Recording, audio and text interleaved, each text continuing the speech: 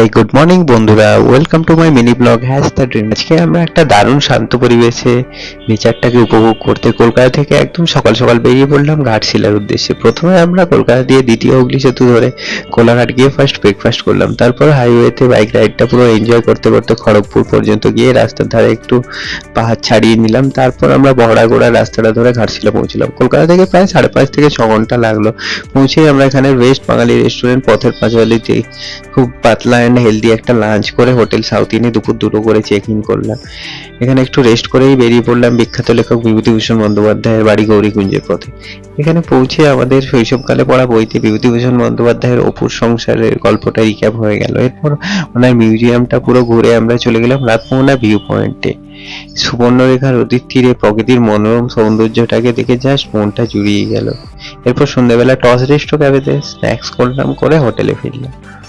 Next মর্নিংয়ে first রুঙ্কিনী দেবীর মন্দিরে গিয়ে প্রণাম করলাম, করে এখান থেকে বুরুডি ড্যামের দিকে গেলাম।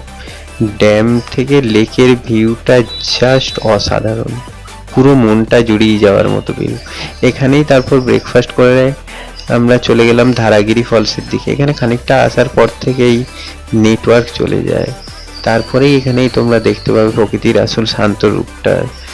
এরপর এখানে শান্ত পরিবেশে কোনো মানুষজন দেখা যায় না।